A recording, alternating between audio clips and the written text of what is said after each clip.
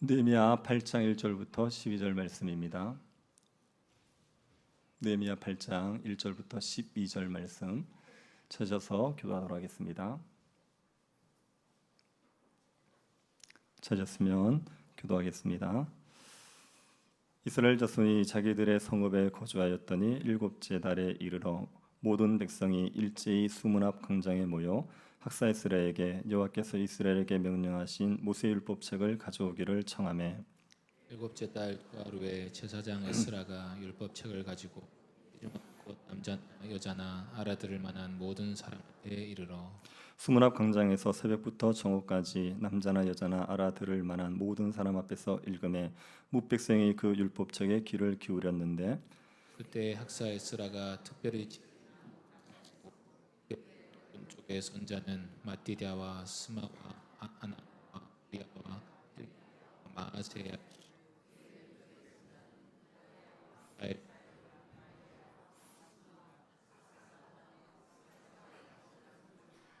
에스라가 모든 백성 위에 서서 그들 목전에 책을 펴니 책을 펼 때에 모든 백성이 일어서니라. 에스라가 위대하신 하나님 여호와를 송축하매 모든 백성이 손을 들고 아멘 아멘 하고 응답하고 몸을 굽혀 얼굴을 땅에 대고 여호와께 경배하니라.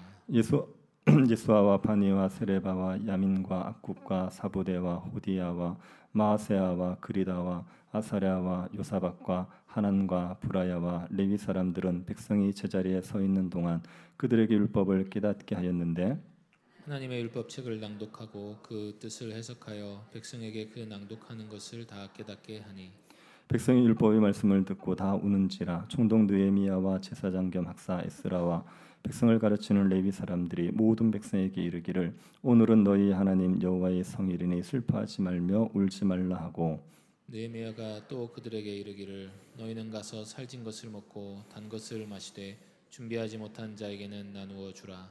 이날은 우리 주의 성일이니 근심하지 말라. 여호와로 인하여 기뻐하는 것이 너희의 힘이니라 하고 레위 사람들도 모든 백성을 정숙하게 하여 이르기를 오늘은 성일이니 마땅히 조용하고 근심하지 말라 하니 모든 백성이 곧 가서 먹고 마시며 나누어 주고 크게 즐거워하니 이는 그들이 그 읽어 들려준 말을 밝히 알미라. 아멘. 예수 동행 운동을 벌이고 있는 유기성 목사님을 아실 겁니다. 유기성 목사님은 예수 그리스도와 동행하자 이런 운동을 본인의 교회에서도 열심히 하셨고 지금 이제 은퇴하고 한국교회 전체를 위해서 열심히 하고 살아가십니다. 유기성 목사님이 강조하는 건 나는 죽고 예수로 살자 이걸 많이 강조하시죠. 그런데 유기성 목사님의 교회에서 이렇게 예수 동행 운동을 하기까지 굉장히 어려움이 많이 있었습니다. 처음에 교회에 부임하셨을 때 교회가 어떤 상황이냐면 무리하게 건축을 한 겁니다. 그래서 건축을 하면서 빚을 많이 지고 그래서 재정적인 부담 때문에 공사가 중단되어 있는 그런 상태의 교회에 부임을 했습니다. 교회를 건축하다가 재정 때문에 공사가 중단되고 있으니까 성도들의 마음이 많이 갈라졌지요. 그래서 갈등이 많고 다툼이 많은 그런 상황이었습니다. 그래서 교회에 대한 소문이 굉장히 좋지 않게 났습니다. 안 그래도 재정적으로 어려운데 소문이 좋지 않게 나니까 사람들이 교회를 오려고 하지를 않는 거죠. 굉장히 어려운 상황에 처해 있었습니다. 그 상황 속에서 예수 그리스도만을 의지하여서 말씀을 전하고 그리스도와 동행하는 삶들을 힘썼지요. 그랬더니 교회가 차츰차츰 좋아져서 건축도 다 하고 그리고 빚도 갚고 그리고 교회가 굉장히 은혜로운 분위기가 되었습니다. 그때 이제 이 목사님이 예수 동행 운동을 하자 그렇게 제안을 한 겁니다. 그리고 구체적으로 지침을 내린 게 뭐냐면 예수 동행 일기를 쓰자는 겁니다. 하루 동안에 내가 예수님을 얼마나 생각했는지 그런 걸 일기로 적어보자 그렇게 했습니다. 처음에 교회 분위기가 좋았기 때문에 예수 동행 운동을 하면 예수 동행 일기를 쓰자 그러면 성도들이 되게 좋아할 줄 알았습니다. 그래서 막상 하자 그랬더니 너무 힘들어하는 겁니다. 그리고 부목사님들까지도 이걸 쓰는 걸 너무 힘들어하는 거예요. 그래서 그때 목사님이 교회 건축하면서 어려웠을 때보다도 훨씬 더 어려웠답니다. 마음이 많이 힘들었습니다. 이거를 잘못한 게 아닌가, 이게 실패하는 게 아닌가 그런 두려움이 굉장히 많이 들었죠. 근데 그러던 중에 나는 실패할 수 있지만 주님은 실패하지 않으실 거야. 그 믿음 가지고 그 운동을 계속 진행해서 결국은 교회가 그걸 잘 정착해서 예수님과 동행하는 기쁨들을 풍성히 누리는 교회로 자라가게 되었습니다. 그리고 지금 이제 한국교회 전체를 향하여서 예수님과 동행하는 삶을 살자 그렇게 강조하고 계시지요. 한 교회가 은혜로운 교회로 세워지는 것은 결코 쉽게 되지 않습니다. 그 과정 가운데 많은 어려움이 있습니다. 정말 목숨을 잃을 것 같은 그런 고통을 겪으면서까지 교회가 세워지는 과정에 어려움이 많이 있지요.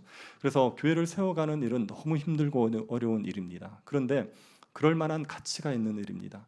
한 교회가 세워지면 얼마나 많은 놀라운 일들이 일어나게 되는지 모릅니다. 영혼들이 살아나는데요. 세상 가운데서 죽어있던 영혼들이 와서 예수 복음을 듣고 살아나는 역사가 나타나는데요.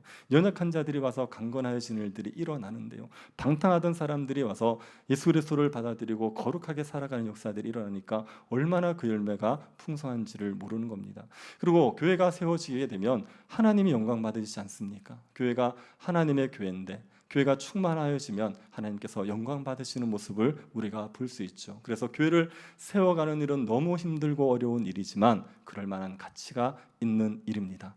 우리가 교회를 세워가는 일을 할 때 어떤 어려움을 겪을 수 있는지 그리고 또 어떻게 어려움을 이겨내야 되는지를 느헤미야서를 통해서 볼 수가 있습니다. 그리고 느헤미야서를 통해서 우리가 교회를 세운다고 말할 때 결국은 어떤 모습을 회복시켜야 되는지도 배울 수가 있지요. 그래서 우리가 교회를 세워가는 과정 가운데 어떤 어려움을 겪는지, 그럴 때는 어떻게 해야 되는지, 그리고 교회가 궁극적으로 회복해야 될 것이 무엇인지 그 세 가지를 한번 느헤미야를 통해서 살펴보도록 하겠습니다. 느헤미야는 3차 포로 귀환을 이끌었던 지도자죠. 남유다가 망하고 나서 대부분이 포로로 잡혀갔습니다. 그래서 3번에 걸쳐서 포로로 잡혀가고 멸망한 이후에도 한 번 더 잡혀가서 4번에 걸쳐서 포로에 잡혀가게 됩니다. 그런데 3번에 걸쳐서 돌아오는 겁니다. 1차 포로 귀환의 지도자는 스룹바벨이었습니다. 스룹바벨은 성전을 재건하기 위해서 귀환을 했죠. 2차 포로 귀환의 지도자는 누구지요? 에스라였죠. 에스라는 율법을 순종하는 공동체를 세우기 위해서 귀환을 했습니다. 그리고 이제 3차 포로 귀환을 느헤미야가 이끌게 되는 거죠. 느헤미야는 페르시아에서 술 맡은 관원장으로 있었습니다. 술 맡은 관원장이면 그 당시에 굉장히 고위직이죠. 술을 왕이 아무에게나 맡기지 않지 않습니까? 술을 맡길 때는 신뢰하는 사람에게 맡깁니다. 독살의 위험이 언제든지 있기 때문에 술잔을 함부로 맡기지 않습니다. 그래서 술 맡은 관원장으로 세웠다. 왕이 굉장히 신뢰하는 겁니다.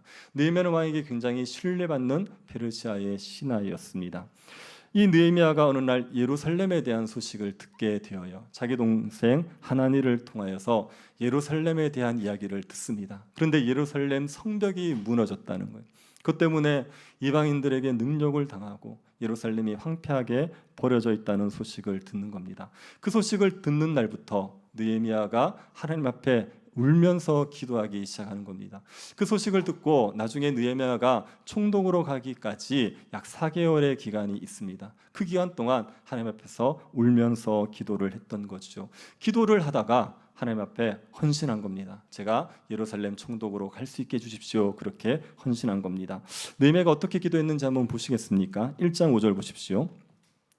이르되 하늘의 하나님 여호와 크고 두려우신 하나님이여 주를 사랑하고 주의 계명을 지키는 자에게 언약을 지키시며 긍휼을 베푸시는 주여 간구하나이다. 느헤미야가 하나님을 부르지요. 어떤 하나님을 부르는지를 보십시오.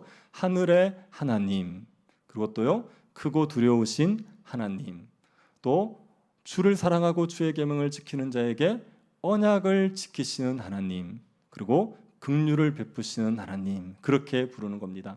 하늘의 하나님, 크고 두려우신 하나님, 이것은 하나님께서 전능하신 분이시다. 하나님께서는 원하는 모든 일을 하실 수 있는 분이시다. 그런 게 좀 강조되지요.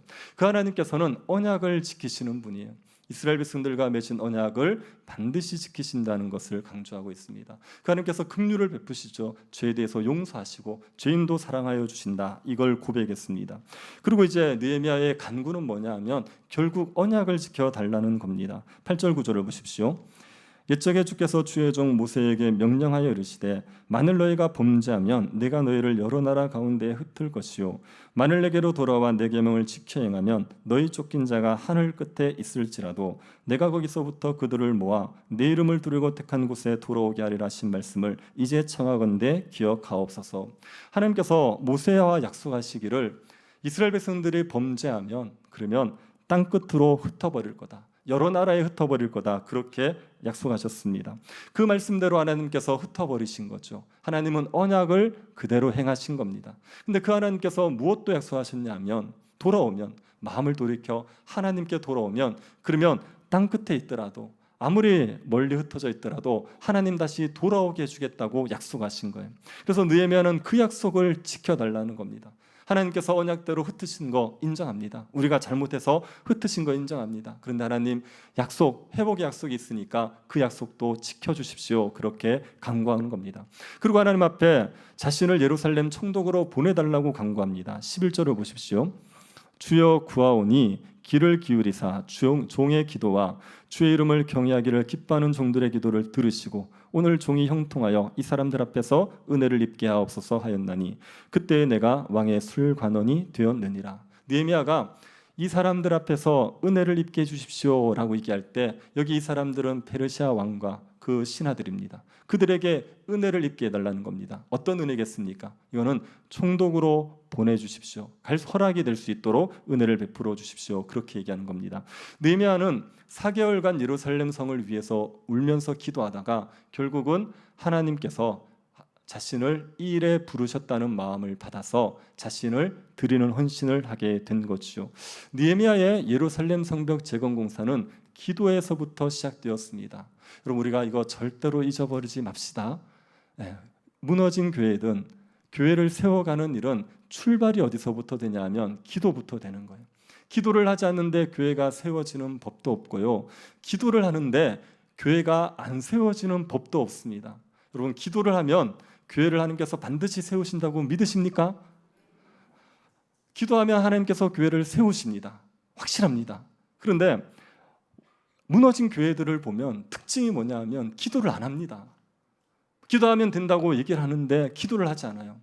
정말 기도해야 될 교회들, 정말 무너져 있어서 기도가 필요한 교회들이 기도를 안 합니다. 기도하자고 모이면 모이는 사람 없습니다. 기도하자 그러면 기도를 하지도 못합니다. 교회를 붙들고 하나님 앞에 울면서 1시간이고 2시간이고 기도할 수 있는 사람이 없는 거예요. 그러니 교회가 무너진 채로 방치되어 있는 거죠. 기도하면 하나님께서 교회를 세워 가시는 겁니다. 기도로 재건이 시작되는 거죠. 그래서 교회를 세우는 일은 반드시 기도부터 시작해야 되는 겁니다. 느헤미야가 4개월 가까이를 기도하면서 하나님의 은혜를 구한 것이죠. 그러다 어느 날 왕의 잔치가 벌어졌습니다. 그래서 왕의 잔치날 술을 왕에게 시중 들기 위해서 왕 옆에 느헤미야가 딱 서 있었어요.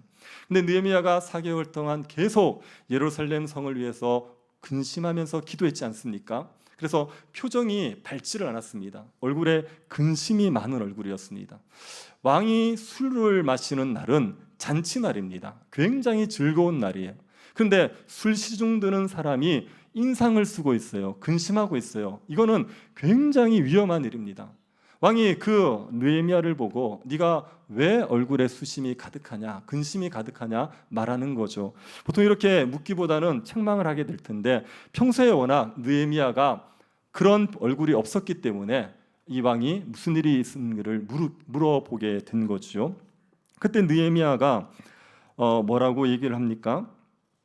느헤미야가 자신의 조상들의 묘실, 자신들의 조상의 무덤이 있는 성읍, 그 성읍이 방치되어 있어서 그래서 자기가 걱정하고 있다 그렇게 얘기합니다. 하나님의 성전이 있는 예루살렘이 지금 무너져 있어요. 이렇게 얘기하잖아요. 그렇게 얘기하면 왕의 진노를 사게 되어 있습니다. 아니 감히 왕의 잔칫날에 네가 그 예루살렘 성을 걱정해서 근심하고 있어? 이게 책망받을 일이에요. 그래서 느헤미야가 그렇게 얘기하지 않고 자기 조상들의 무덤이 있는 성이 크게 무너져서 황폐해져 있어서 제가 걱정하고 있습니다. 그렇게 얘기하는 겁니다. 이거는 페르시아 사람들도 공감할 수 있는 이야기예요. 조상의 무덤이 있는 성이 무너져 있다. 이거는 자손의 입장에서는 근심할 일이라고 다 인정할 수 있는 일입니다. 그래서 느헤미야가 지혜롭게 얘기한 겁니다. 똑같은 얘기인데 그런데 페르시아 왕이 공감할 수 있는 상황으로 얘기를 한 거지요. 그랬더니 왕이 묻습니다. 무엇을 원하느냐? 뭘 해줄까? 이렇게 묻습니다. 그때 느헤미야가 어떻게 합니까? 뭘 해달라고 바로 구해요? 그 전에 하나님께 기도를 해요. 하나님께 기도를 먼저 하는 거예요. 그래서 왕과 같이 대화를 했던 건 준비된 게 아닙니다. 이거는 갑자기 벌어진 상황이에요. 갑자기 벌어진 상황에 왕이 무엇을 원하느냐? 그랬더니 그때 짧게 하나님 앞에 기도를 하는 겁니다. 이 순간에, 짧은 순간에 기도할 수 있다는 게요, 이게 느헤미야가 평소에 기도의 사람이었다는 것을 보여주는 겁니다. 정말 이 중요한 순간에 왕에게 무엇을 구해야 될지를 구하는 이 중요한 순간에 하나님을 먼저 찾는 거예요. 그리고 인생에서 결정적으로 중요한 때가 있지 않습니까? 너무 이렇게 중요한 말을 해야 될 때 그때 하나님을 찾을 수 있다면 얼마나 좋습니까? 그거는요, 평소에 기도하는 사람들, 하나님을 찾는 사람들이 할 수 있는 일인 겁니다. 느헤미야가 평소에 하나님 앞에 기도하던 사람이어서 그 짧은 시간에 하나님을 바라는 겁니다. 하나님 저에게 지혜를 주십시오. 그러는 거죠. 그러고 나서 왕에게 세 가지를 구하지 않습니까? 예루살렘에 총독으로 갈 수 있도록 가서 성벽을 재건할 수 있게 해주십시오. 그거 한 가지. 그리고 두 번째는 예루살렘까지 가는 통행증, 여러 나라를 지나가야 되기 때문에 통행증을 허락해 주십시오. 그리고 세 번째는 성벽을 재건하는데 필요한 목재가 있습니다. 그 목재는 구하기가 어렵기 때문에 이거를 달라고 얘기하는 거죠. 이거는 왕만이 줄 수 있는 것이고 이게 있어야지 예루살렘 성벽 재건을 할 수가 있는 겁니다. 그런데 느헤미야가 그 세 가지를 아주 절절하게 요구를 했던 거죠. 왕이 그 세 가지를 다 들어주는 겁니다. 그래서 느헤미야가 예루살렘에 총독으로 와서 성벽 재건을 할 수 있게 되었습니다. 느헤미야는 예루살렘 총독으로 와서 가장 먼저 공사를 하기 전에 현장 답사를 했어요. 성벽이 어느 정도 무너져 있는지를 자기 눈으로 확인한 겁니다. 그러고 나서 어떻게 공사할지 생각을 하고 나서 백성들에게 이제 성벽 재건 공사에 대해서 이야기를 하지요. 이거는 우리가 좀 배울 만한 지혜라고 제가 생각하는 게 뭐냐면 느헤미야가 현장 답사를 먼저 했다는 거예요. 공사를 하기 전에. 생각보다 이렇게 하기가 쉽지 않습니다. 현장이 어떤지를 이해하지 못하고 계획을 세우게 되면 그 계획은 현실과 맞지 않는 계획이 되어버려요. 그래서 반드시 현장을 이해해야 되는 겁니다. 근데 느헤미야가 공사하기 전에 먼저 어디가 무너졌는지, 어떻게 공사를 해야 되는지 현장을 잘 살펴보고 나서, 그러고 나서 이 성벽 재건 공사를 하자고 백성들에게 이야기를 하는 거죠. 그래서 현장을 먼저 살피는 거, 이거 좀 배울 필요가 있습니다. 어떤 목사님이 교회에 딱 부임하면서 그 목사님이 뭘 했냐면 교회 주변을 쫙 훑었대요. 교회 주변이 어떤 상황이냐, 이걸 훑었다는 겁니다. 거기에 어떤 사람들이 살고 있는지, 연세 드신 분들이 살고 있는지, 아니면 젊은 사람들이 살고 있는지, 이런 것들을 훑어보는 겁니다. 이건 현장을 이해하는 겁니다. 연세 드신 분이 많은 곳에 있는 교회가 연세 드신 분들을 위한 사역을 하지 않고 다른 걸 하면 현장과 안 맞지 않습니까? 그래서 현장을 먼저 잘 이해하기 위해서 교회 주변을 먼저 살폈다고 얘기하더라고요. 느헤미야에게 이런 게 있는 겁니다. 일을 진행함에 있어서 이런 지혜가 있는 거죠. 이건 우리도 배울 필요가 있지요. 느헤미야는 현장을 잘 분석하고 나서, 그러고 나서 성벽 재건 공사를 하도록 백성들을 모았습니다. 백성들에게 현 상황을 얘기하고, 그리고 우리가 수치를 당하고 있는데 이 수치를 당하지 말자, 우리가 성벽 재건을 하자, 그렇게 백성들에게 동기부여를 해줬죠. 백성들이 마음을 다 같이 모아서 성벽 재건 공사에 참여하게 됩니다. 그때 느헤미야가 성벽 재건 공사를 할 때 어느 부분을 어느 백성들이 할지를 할당하기 시작해요. 그래서 42개 구역으로 나누고 담당자를 세워서 성벽 재건공사를 시작하는 겁니다. 그러니 성벽 재건공사는 42개 구역에서 동시에 진행되는 거죠. 한 곳만 하고 다음 곳을 하고 이런 방식으로 되지 아니하고 42개 지역이 한꺼번에 공사를 시작하게 된 겁니다. 그렇게 공사를 시작하고 있는데 성벽 재건공사를 한다는 소식을 듣고 방해하는 사람들이 등장합니다. 산발랏, 도비아, 게셈이라는 사람들이 등장해요.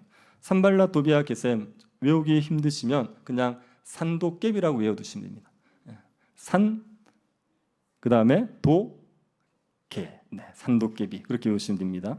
이 산발랏 도비아 게셈 이 사람들이 성벽 재공사를 방해하는 거죠. 이 사람들은 예루살렘 성이 무너져 있는 것 때문에 이득을 보고 있었던 사람들입니다. 그런데 예루살렘 성벽이 재건되면 그러면 자신들이 이득을 보던 게 끊기니까 길을 쓰고 방해를 하는 거죠.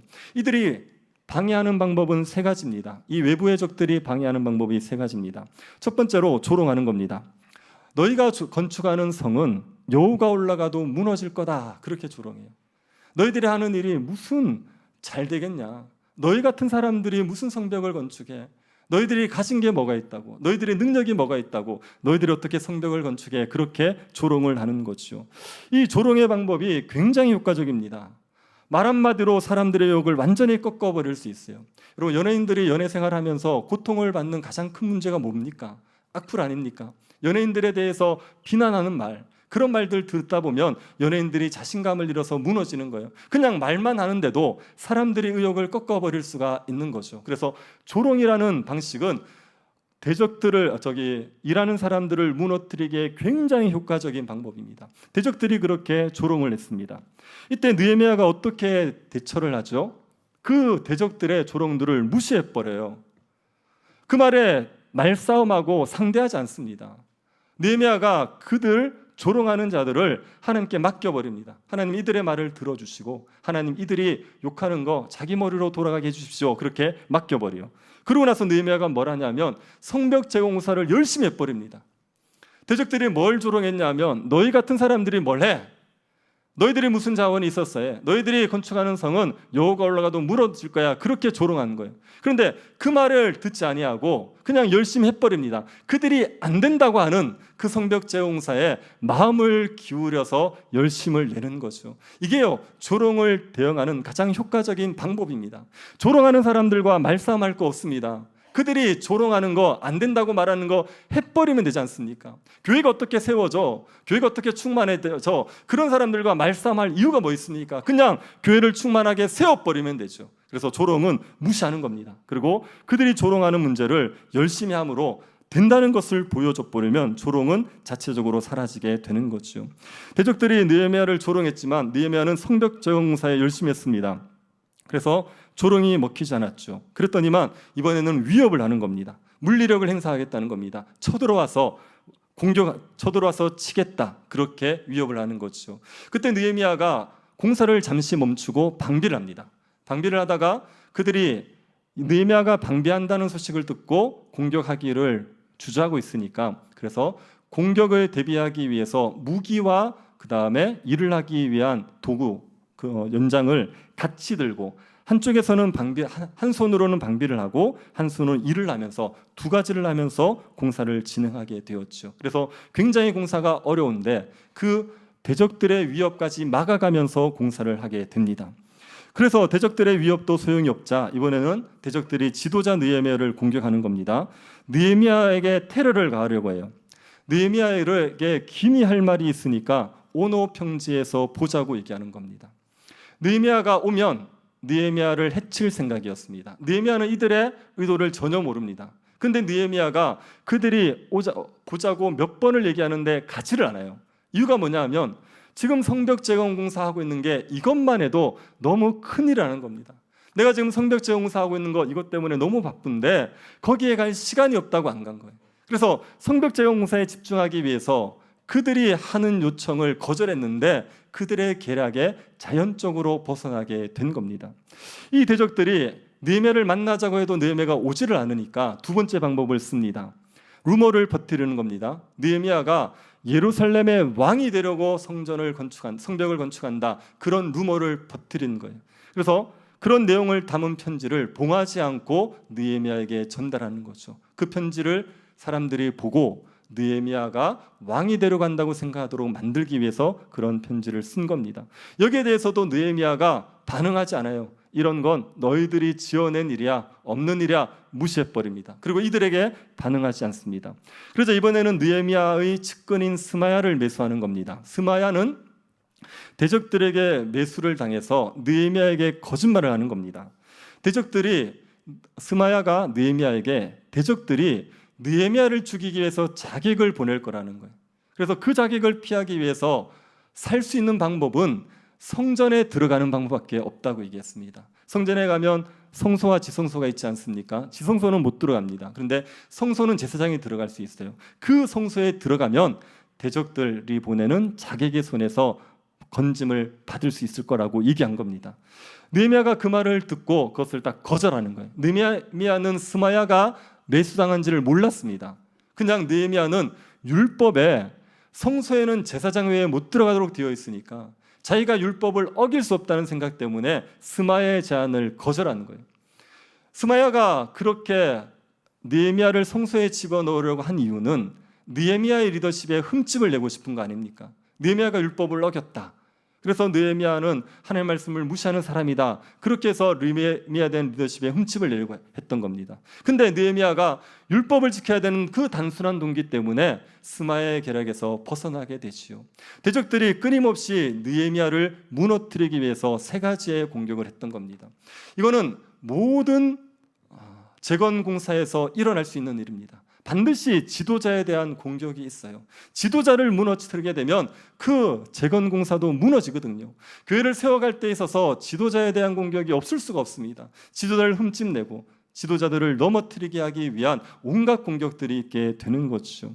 느헤미야에게도 그런 공격들이 있었지만 느헤미야가 하나님 앞에서 지혜롭게 행함으로 모든 계략들에서 벗어났습니다. 성벽 재건 공사에 이런 외부의 적으로 인한 방해들이 있었습니다. 근데 여기에 내부적인 문제들도 있었습니다. 성벽 재건공사가 진행되던 중에 이스라엘 백성들 사이에 가난한 자들과 부자들 사이에 갈등이 벌어지게 된 것이죠. 이거는 성벽 재건공사 때 벌어지는 일이 아니라 그 전부터 있던 일입니다. 부자들이 가난한 자들에게 돈을 빌려주면서 이자를 많이 받아버린 겁니다. 고리대금을 했던 거죠. 그래서 가난한 사람들이 부자들에게 빌린 돈을 갚기 위해서 자기의 집도 빼앗기고 자기의 밭도 빼앗기고 자식을 팔기도 하고 그런 일들이 누적되어 있었습니다. 그런 상황 속에서 성벽 재건공사를 하게 되니까 그러니까 갈등이 터져버린 거예요. 안 그래도 갈등이 있던 상황에 힘든 성벽 공사를 하다 보니까 이 갈등이 폭발해 버린 거죠. 가난한 사람들이 부자들을 원망하기 시작하는 겁니다. 이 문제를 느헤미야가 어떻게 해결합니까?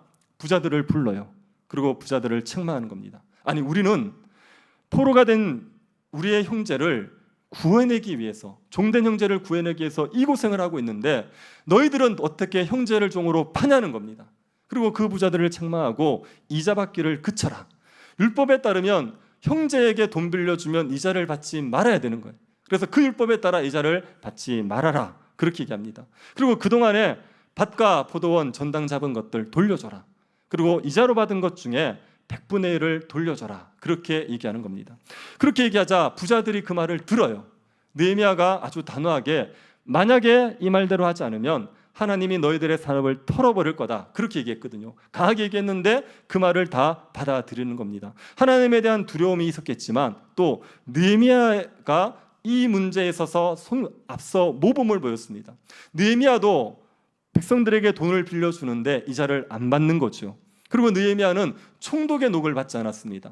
총독들의 월급은 페르시아에서 나옵니다. 그런데 유다 백성들이 총독에게 바치는 몫이 있었습니다. 근데 느헤미야가 그걸 안 받겠다고 얘기한 겁니다. 안 그래도 공사가 어렵고 힘드니까 백성들에게 받는 그 부분을 안 받겠다고 얘기한 거예요. 그리고 느헤미야가 자기의 사재를 털어서 그 성벽 공사에 있는 일꾼들의 먹을 것을 제공했던 거죠. 그렇게 앞장서서 헌신하고 있었기 때문에 부자들도 느헤미야의 말을 듣게 됩니다. 그래서 이 가난한 자와 부자들의 갈등 문제도 해결이 되게 되는 거죠. 외부적인 적 이것보다요 더 무서운 게 내부적인 분열입니다.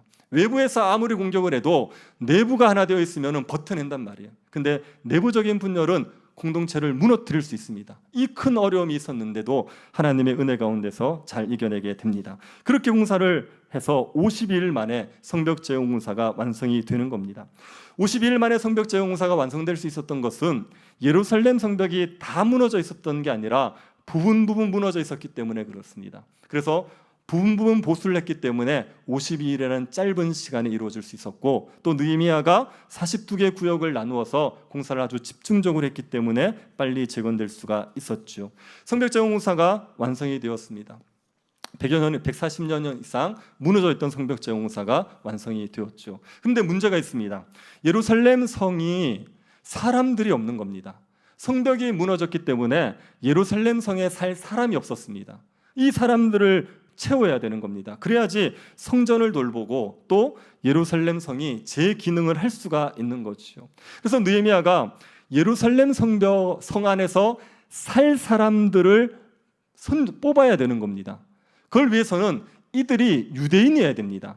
유대인이 아닌 다른 사람들이 예루살렘에 살면 안 되지요. 그래서 유대인들, 예루살렘 성에 살 수 있는 사람들의 명단을 느헤미야가 만들어야 되는데 1차 포로 귀환 자들의 명단을 발견하게 되는 거죠. 그 명단을 확보해서 예루살렘 성에 살 수 있는 사람들이 누군지를 확인할 수 있게 되었습니다. 근데 이제 성에 들어가서 살아야 되는 겁니다. 한번 생각해 보십시오. 우리 교회가 아주 저 멀리 사람들이 없는 꼴짝 같은 데로 이사를 갔습니다. 그러니까 교회 주변에 사람들이 없어요. 그런 상황 속에서 여러분에게 교회 주변으로 이사를 가라 그러면 이사를 가시겠습니까? 그럴 줄 알고 저희가 멀리 안 갔습니다. 안 가실 것 같아서. 아니 지금 잘 살고 나름대로 이렇게 집 짓고 살고 있는데 예루살렘 성은 비었단 말입니다. 황폐하단 말입니다. 거기에 가서 살아라 그러면 누가 선뜻 들어가겠어요? 그래서 들어가서 살아갈 수 있는 자격이 있는 명단을 확보했지만 들어가 살 사람들이 없는 상황입니다. 느헤미야는 이 예루살렘 성을 채워야 되는 거죠. 그런데 놀라운 일이 일어난 거예요. 7월 1일 날, 7월 1일이 이스라엘 절기로는 나팔절입니다. 이거는 새해가 시작되는 날이에요. 그날에 되었는데 백성들이 자발적으로 모인 겁니다. 자발적으로 모여서 에스라를 불러요. 에스라를 불러서 우리에게 말씀을 들려주십시오. 그렇게 얘기하는 겁니다. 에스라는 누군지 아시겠죠? 2차 포로 귀한 자 학사 에스라, 율법에 능통한 자. 그 에스라를 불러가지고 율법을 들려달라고 말하는 겁니다. 여러분 이게 백성들이 원래 7월 1일 날 모여서 이렇게 율법을 듣냐 그렇지 않습니다. 7월 1일은 나팔절로 그냥 하나님 앞에 나팔을 부르고 기쁨으로 즐기는 날이에요. 근데 백성들이 율법을 듣고 싶은 거예요. 그래서 자발적으로 에스라를 불러서 율법을 들려달라고 얘기했습니다. 에스라가 율법책을 가지고 왔습니다. 구약 성경이겠죠. 그걸 가지고 와서 딱 펼쳤어요. 딱 펼쳤더니 백성들이 자리에서 쫙 일어나는 겁니다. 그래서 어떤 교회는 가면 성경을 읽을 때는 자리에서 일어나게 하는 교회가 있어요. 그러니까 여기서 따온 거죠. 율법책을 쫙 펼치는 순간 자리에서 백성들이 쫙 일어납니다. 그리고 하나님을 찬양하고 하나님께 간구하니까 백성들이 아멘 아멘 하는 거예요. 그리고 에스라가 율법책을 읽어줍니다. 새벽부터 정오까지, 해 뜰 때부터 저녁까지 6시간 동안 율법책을 쫙 읽어주는 겁니다. 에스라가 나이가 많지 않습니까? 그리고 이렇게 좋은 마이크 시설이 없잖아요. 그럼 에스라 혼자 쫙 얘기하면 멀리 있는 사람들은 들리지 않습니다. 그래서 중간중간에 이제 돕는 사람들이 서는 거예요. 그들이 이제 에스라가 전해주는 율법의 말씀을 전달하기도 하고 해석하기도 하고 그렇게 해서 6시간 내내 말씀을 들은 겁니다. 여러분 혹시 설교를 6시간 들어본 적 있습니까? 네. 자, 설교를 6시간 들었다. 그 다음에 일어나는 일은요? 몇 명이 지겨워 죽었다. 네. 그런 거 아닙니까? 몇 명이 쓰러지더라. 그런 거 아닙니까? 근데 이 사람들이 6시간 설교를 딱 들었어요. 그러고 나서 막 우는 겁니다. 6시간 동안 말씀을 듣고 나서 대성통곡하는 거예요. 자기의 죄를 회개하고 이제까지 자기 마음대로 살았던 그 부끄러움을 하나님 앞에 다 통회하는 겁니다. 7월 1일 날이 나팔절인데 이 날은 새해고 축제의 날이거든요. 근데 이제 백성들이 막 울고 있으니까 느헤미야에게 이걸 말려요. 이걸 말리고 울지 마라 그렇게 얘기하는 겁니다. 수련회 가서 저기 중고등부 어디 가셨나요? 수련회 가서 애들이 울면은 우리는 어떻게 합니까? 그래서 휴지를 갖다 줍니다. 더 울어라. 불 더 꺼주고 음악 더 야식구리하게 들어주고 막 그러거든요. 네. 근데 이제 막 우는데 느헤미야가 울지 말라는 거예요. 오늘은 여호와의 성일이니까 너희들 기뻐해야 된다. 너희들이 기뻐하는 게 너희의 힘이다. 여호와를 기뻐하는 게 너희의 힘이다. 그렇게 얘기를 하는 겁니다. 그렇게 백성들에게 가서 먹고 마시라고 하니까 고기를 먹고 포도주를 마시면서 잔치를 즐겼습니다. 먹을 것을 준비하지 못한 사람들에게 막 나눠주고 기쁨의 잔치를 벌였어요. 막 이때 굉장히 분위기가 좋았을 겁니다. 서로 어색했던 사람들 있지 않습니까? 성벽 재원 공사하면서 얼굴 붉혔던 사람들 있지 않겠습니까? 그 사람들이 다 먹을 것을 나눠 먹으면서 화해하고 또 기뻐하고 가난하든 부하든 같이 올려서 기쁨의 잔치를 벌이는 거죠. 너무 분위기 좋은 첫날을 7월 1일을 보내게 된 겁니다. 그러고 나서 잤습니다. 그러고 나서 자고 일어나면 보통은 어떻게 되지요? 수련회 가서 막 울고불고 난리를 쳤어요. 그러고 나서 자고 일어나면 어떻게 됩니까? 똑같죠? 네, 또요. 그냥 별 변화 없이 하는 대로 살지 않습니까? 근데 그 다음 날이 되었는데 백성의 지도자들이 모이는 거예요. 백성들이 7월 1일 날 다 같이 모여서 율법을 들었었는데 그 다음 날이 되어서 백성의 지도자들만 모여서 에스라에게 온 겁니다. 그리고 뭘 요구하냐면 성경 공부를 해달라는 거예요. 우리에게 성경을 좀 율법을 가르쳐 주십시오. 그렇게 얘기하는 겁니다. 그래서 에스라가 7월 2일 날 리더 성경 공부를 하는 거예요. 리더들을 모아가지고 하나님의 말씀을 가르치는 겁니다. 같이 말씀을 배우다가 율법에 보니까 초막절을 지키래요. 저를 보십시오. 초막절은 며칠입니까? 7월. 네, 찍어보십시오. 7월 14일. 7월 14일부터 21일. 그렇게 7일간이잖아요. 그래서 그 초막절을 지키라는 율법이 있는 겁니다. 그래서 우리가 초막절을 지켜야겠다. 그래서 백성들이 모여서 초막절을 지키기로 한 겁니다. 오랫동안 지키지 않던 그 초막절을 자발적으로 지키게 된 거예요. 7일 동안 초막절을 지키면서 또 열심히 율법을 들은 겁니다. 초막절이 지났습니다. 백성들이 초막절을 끝내고 나서 그리고 7월 24일 날 또 모이게 됩니다. 이때는 무슨 절기도 아닙니다. 아무 날도 아닌데 모이는 거예요. 왜 모였냐면 말씀을 듣고 회개하기 위해서 모인 거예요. 자기들이 초막절 내내 말씀을 들어보니까 자기들의 죄가 너무 큰 거예요. 그래서 하나님 앞에 죄를 회개하기 위해서 하나님의 말씀을 더 듣기 위해서 또 모인 겁니다. 그래서 7월 24일 날 모여서 낮 4분의 1 동안 말씀을 들어요. 3시간 동안 설교 듣습니다. 3시간 동안 기도하는 거예요. 3시간 설교 듣고 3시간 기도하는 겁니다. 무슨 기도했겠습니까? 자신의 죄를 회개하는 기도하는 거죠. 우리가 죄를 지어서 망했습니다. 하나님 우리를 긍휼히 여겨주십시오. 그렇게 하나님 앞에 회개를 하는 거죠. 그리고 하나님 앞에 하나님의 말씀을 지키겠다고, 이제는 말씀대로 살겠다고 그렇게 다짐하는 기도를 하는 겁니다. 이 7월 24일 날 이들이 모여서 하나님 앞에 말씀을 듣고 회개하고 나서 이들이 약속을 해요. 언약을 맺습니다. 뭐냐면 우리가 하나님의 이방인들과 결혼하지 않겠습니다. 안식일을 반드시 지키겠습니다. 11조를 바치겠습니다. 하나님의 성전을 버려두지 않겠습니다. 이런 조항들을 우리가 지키겠다는 도장을 꽝 찍어버리는 겁니다. 여러분 10장 한번 보십시오. 느헤미야 10장. 10장 보시면 사람들의 이름 있습니까? 거기에 보면 인봉한 자는 그러면서 하갈의 아들 총독 느헤미야 이렇게 쭉 있죠. 이 사람들이 이 언약을 지키겠다고 도장 찍은 사람들이에요. 이제부터 우리가 하나님의 말씀대로 살겠습니다. 율법대로 살겠습니다. 그렇게 도장을 딱 찍은 겁니다. 이 백성들이 자발적으로 하나님의 말씀을 지키겠다고 말을 한 거예요. 그래서 이제 느헤미야가 이 사람들을 대상으로 예루살렘 상에 살 사람들을 뽑은 겁니다. 11장을 한번 보십시오. 11장 1, 2절 우리 같이 한번 읽어봅시다. 11장 1, 2절 같이 읽겠습니다. 백성의 지도자들은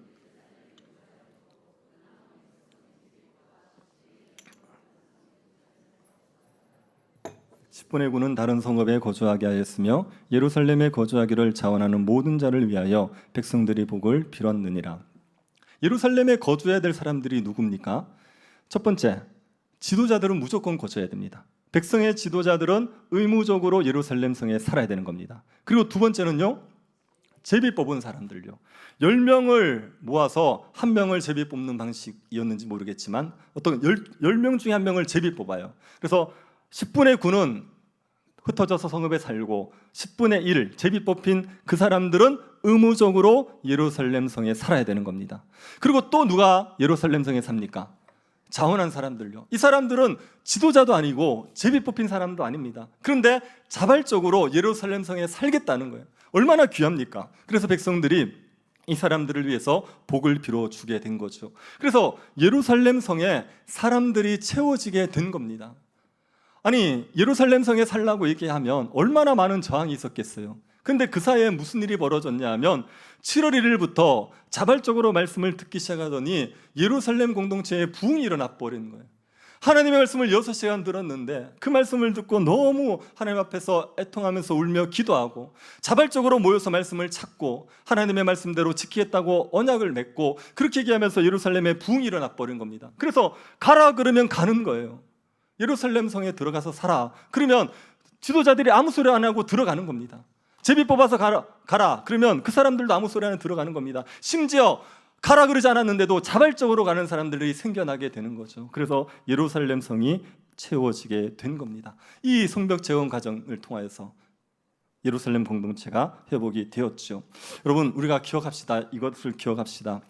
예루살렘 성벽을 세우는데 많은 어려움이 있다는 게 자세하게 기록되어 있지 않습니까? 이거는 오늘날 교회를 세워가는데 어려움이 있다는 것을 우리에게 보여주는 겁니다. 교회를 세워가는데 분명히 여러 가지 어려움들이 있습니다. 외부적인 적도 있고 내부적인 분열의 문제도 있고요.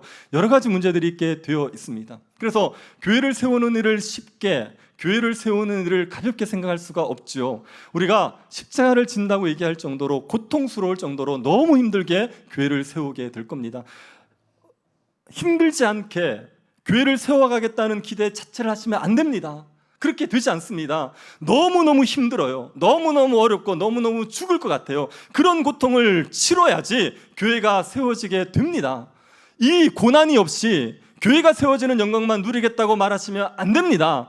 그런 걸 하나님께서 약속하지 않으셨고 그런 식으로 신앙생활이 이루어지는 것도 아닙니다. 반드시 십자가 지는 고난을 겪게 되어 있습니다. 그럼에도 불구하고 우리가 이 교회를 세워가기 위해서 애써야 되는 거지요.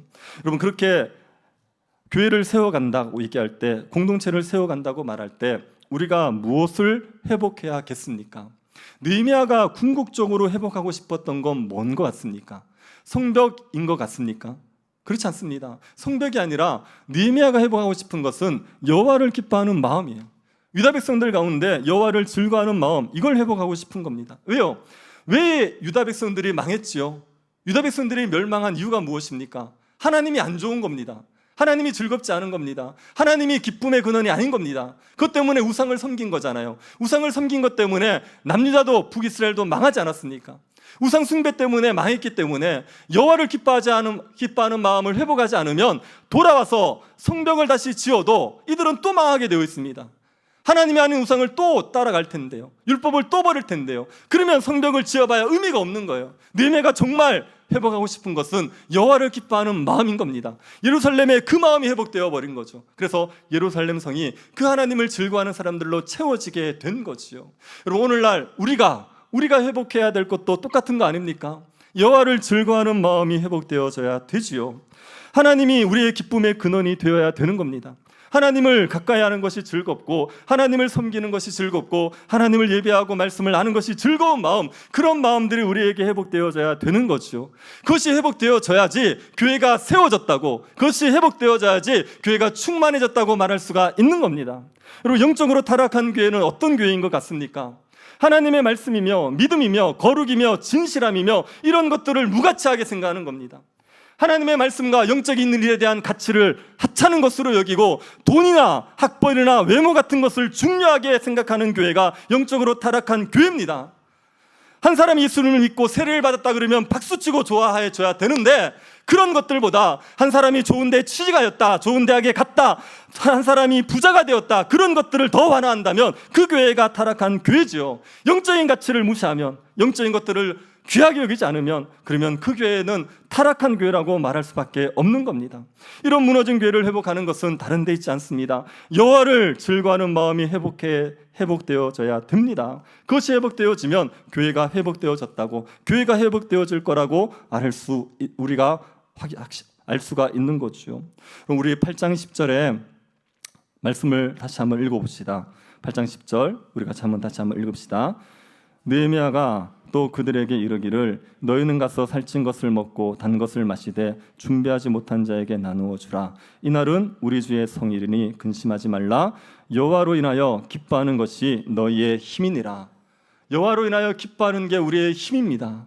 여호와로 인하여 기뻐하는 게 우리를 지킬 겁니다. 여호와를 인하여 기뻐하는 게 우리를 강하게 할 겁니다. 우리가 여호와를 기뻐하면 그러면 하나님께서 우리 가운데 놀라운 역사들을 이루어 가실 겁니다. 여호수아 시대 때 여호와를 기뻐했던 백성들은 가나안 땅을 정복했습니다. 아무것도 없는데 여리고성을 무너뜨리고 거인 족속들을 무릎 꿇게 했습니다. 다윗 시대 때 여호와를 기뻐했던 다윗이 이스라엘의 전성기를 이끌었습니다. 이스라엘은 주위의 동서남북의 모든 나라를 굴복시키고 지중해의 강자가 되었습니다. 여호와를 기뻐했던 초대교회는 대제국 로마를 무너뜨렸습니다. 로마가 교회를 무너뜨리려고 발버둥 쳤는데 오히려 교회가 로마를 무너뜨려 버렸지요. 여호와를 기뻐하는 게 우리의 힘입니다. 여호와를 기뻐하면 이길 수 없는, 감당할 수 없는 어려움도 얼마든지 감당하며 살아갈 수 있게 되어 있습니다. 여호와를 기뻐하는 마음을 회복합시다. 교회가 여호와를 기뻐하는 마음을 회복해야 교회가 영광을 누리게 되어 있습니다. 세상으로부터 칭송받는 공동체가 될 수 있는 것은 하나님을 즐거이 섬기는 겁니다. 마지못해 억질로 의무감으로 섬기는 게 아니라 하나님을 마음으로부터 즐거워하고 기뻐하면 그러면 그 교회가 영광스러운 교회로 회복된 것이고 회복되게 되는 겁니다. 여호와를 기뻐하는 마음 회복하는 게 우리의 삶을 회복하는 것이고 교회를 회복하는 것입니다. 그러면 어떻게 하면 여호와를 기뻐하는 마음이 회복됩니까? 무엇을 해야 됩니까? 팀 체스터 목사님이 쓴 하나님을 즐기는 삶이라는 책이 있습니다. 그 책에서 팀 체스터 목사님이 찰스 스펄저 목사님 말을 인용했습니다. 찰스 스펄저 목사님이 이렇게 얘기했습니다. 하나님이 당신을 사랑하신다는 결정적인 증거 없이 당신의 하나님을 사랑하기란 불가능하다. 하나님이 나를 사랑하신다는 결정적인 증거가 있어야 그래야 하나님을 사랑하게 되어 있어요. 하나님을 기쁘게 섬기는 일은 하나님의 사랑을 받을 때입니다. 하나님의 사랑을 받지 못하고 하나님의 사랑을 알지 못하고 우리가 하나님을 즐겁게 섬기는 법은 없습니다. 우리가 먼저 하나님을 사랑할 수 없습니다. 우리는 그럴 수 없는 죄인들입니다. 하나님이 우리를 먼저 사랑하시는 거고 하나님의 사랑을 알 때, 그 사랑을 확신할 때 우리가 즐거이 하나님을 섬길 수 있게 되어 있습니다. 하나님 여러분을 사랑하신다는 걸 확신하십니까? 무엇으로 확신하십니까? 십자가로 확신하는 거죠. 말씀을 통하여, 십자가를 통하여서 우리가 하나님이 우리를 사랑한다는 것을 확신할 수 있는 겁니다. 하나님이 자기 아들을 아끼지 않을 정도로 우리를 사랑하셨다. 그것 때문에 하나님이 나를 사랑하신다는 것을 마음에 확신하셔야 됩니다. 하나님의 사랑을 의심하지 마시고 하나님의 사랑을 못 믿지 마시고 하나님께서 나를 사랑하신다는 걸 십자가를 보면서 확신하십시오. 하나님 나를 아들로서 하나님께서 나의 부족함에도 불구하고 온전한 사랑을 하신다는 걸 확신하셔야 됩니다. 만약에 우리가 십자가를 통하여서 하나님의 사랑을 확신하지 않습니까? 그러면 우리의 일상의 모든 삶을 통하여서 하나님의 사랑을 누릴 수 있습니다. 팀 체스터 목사님이 우리의 일상에서 하나님의 사랑을 느끼는 구체적인 예들을 얘기하셨어요. 이런 겁니다. 여러분에게 어떤 좋은 일이 생겼어요. 그러면 나에게 좋은 일이 생겼다 끝나버리면 하나님의 사랑을 누리는 게 아니죠. 좋은 일이 생겼을 때 어떻게 하면 좋습니까? 하나님께서 허락하셨구나, 하나님께서 이런 좋은 것을 주셨구나, 그렇게 얘기하는 겁니다. 좀 유치한 예일 수 있지만 제가 이제 휴가 때 어머니 모시고 백숙집에 갔습니다. 자연산 오리, 거기 갔습니다. 딱 가서 이렇게 주문을 했는데 바로 나오는 거예요. 그래서 예약을 했는 사람이 뭐 이렇게 어떻게 됐는지 예약된 게 있다고 바로 나오는 겁니다. 그래서 들어가자마자 백숙이 딱 나오더라고요. 좋죠? 그럴 때 좋다 그렇게 끝나는 게 아니라 하나님께서 이런 또 은혜를 주시는구나, 그렇게 얘기하면 하나님의 사랑을 우리가 생각해 볼 수가 있는 거죠. 여러분에게 어려움이 생겼어요. 어려움이 생겼는데 왜 어려움이 생깁니까? 하나님이 그 어려움 통하여서 우리가 하나님을 더 의지하게 하려고, 우리를 연단하여서 예수님 닮게 하기 위해서, 하나님께서 나를 사랑하셔서 나에게 이런 일을 통하여서 하나님을 더 가까이 하게 하시는구나, 그렇게 생각하면 그 어려움을 통하여서도 하나님의 사랑에 대해서 알 수 있지 않습니까? 우리가 어떤 일을 해야 됩니다. 근데 내 능력이 부족해요. 그때 짧게라도 하나님 앞에 도움을 구할 수 있지 않습니까? 하나님 이런 일들이 이루어져야 됩니다. 그렇게 기도하고 해봤더니 되지 않습니까? 그러면 또 하나님께서 나에게 은혜를 베풀었구나, 이걸 확인할 수 있는 겁니다. 여러분의 일상에서 하나님을 생각하시는 거예요. 여러분의 일상에서 하나님을 의식하는 겁니다. 그래서 하나님께서 여러분에게 세심하게 은혜를 베푸시고 여러분을 돌보시고 계신다는 걸 믿고 그렇게 하나님을 자꾸만 바라보는 겁니다. 그러면 우리의 삶들 속에 하나님의 은혜를, 사랑을 풍성히 누리면서 살아갈 수가 있는 겁니다. 하나님이 여러분을 사랑하십니다. 이거를 듣는 게 좋습니까? 누리는 게 좋습니까? 맨날 듣고만 계시겠습니까? 그걸로 여러분이 하나님을 즐거워하실 수 있겠습니까? 듣고만 계시지 말고 하나님의 사랑을 여러분이 누리면서 살아가십시오. 하나님이 여러분을 사랑해서 매일매일 여러분에게 온갖 좋은 것들을 부으시고 계십니다. 하늘의 해는 왜 뜨지요? 나를 사랑했어요. 꽃은 왜 저렇게 예쁘게 피어 있습니까? 나를 위해서 하나님께서 꽃을 피워두시는 겁니다. 모기는 왜 있죠? 하나님을 의지하라고. 하나님을 의지하라고. 우리의 일상 속에서 하나님께서 우리를 사랑하신다는 걸 확신하면 우리의 삶들 속에 일상의 모든 것들을 통해서도 하나님의 사랑을 우리가 누리며 확신하면서 살아갈 수가 있습니다. 그렇게 하나님의 사랑을 확신하셔서 하나님이 여러분을 사랑한다는 것 때문에 여러분이 하나님을 즐거워하시면 됩니다. 하나님을 즐거워하는 일은 여러분에게 위협을 하거나 협박을 하거나 벌을 얘기하거나 상을 얘기하는 것으로 되어지지 않습니다. 그렇게 우리가 하나님을 사랑할 수 없습니다. 하나님을 사랑하는 일은 하나님이 나를 사랑한다는 결정적인 확신이 있을 때만 그때 우리가 하나님을 사랑할 수 있게 되어 있습니다.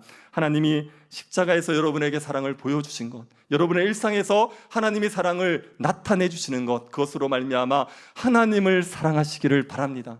여호와를 즐거워하십시오. 그것이 여러분의 힘입니다. 그렇게 살아가는 주의 백성들 될 수 있기를 간절히 바랍니다.